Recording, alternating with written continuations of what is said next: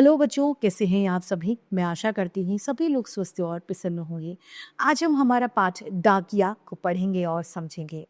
ये है पाठ 16 डाकिया। एक दिन मान्या और उसके पिताजी कमरे में टीवी देख रहे थे। डाकिया अर्थात होता है जो हमारे चिट्ठी लाता है। एक दिन मान्या और उसके पिताजी कमरे में बैठे टीवी देख रहे थे। चिट्ठी यानी पत्र या लेटर घर के बाहर से आवाज आई। आवाज सुनते ही मान्या के पिताजी दरवाजा खोलने लगे तो मान्या भी उनके पीछे पीछे बाहर चली गई। उन दोनों ने देखा कि खाकी वर्दी पहने एक आदमी दरवाजे पर खड़ा था। उसके हाथ में काफी सारे लिफाफे और चिट्ठियां थी। वह आदमी मान्या के पिताजी के हाथ में एक चिट्ठी देकर चला गया। मान्या कहती है, ये अंकल कौन थे पिताजी, और इनके हाथ में ये क्या है? पिताजी कहते हैं, यह डाकिया है बेटी, और यह है तुम्हारी नानी जी की चिट्ठी। मान्या कहती है, पिताजी डाकिया कौन होता है? यह चिट्ठी कहाँ से लाता है?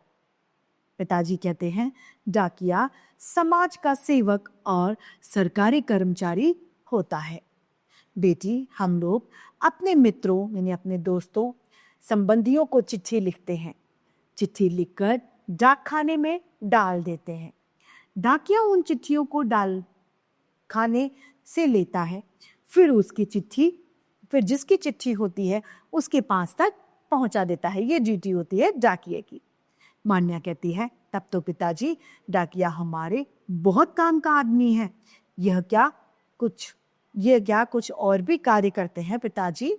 पिताजी कहते हैं, हाँ बेटी, हमारे तार, पार्सल, मनी ऑर्डर आदि भी डाकिया ही भेजते हैं। इस सब के करने से डाकिये को क्या लाभ होता है?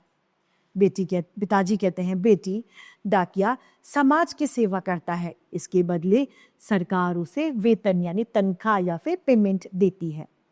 मान्यता कहती है, अब मैं समझ गई पिताजी, डाकिया हमारी बहुत सेवा करता है, हमें उसका आदर और सम्मान करना। के साथ हमारा ये पाठ डाकिया समाप्त होता है। मैं उम्मीद करती हूँ सभी को ये समझ में आया होगा। आज के लिए इतना ही, फिर मिलते हैं। धन्यवाद।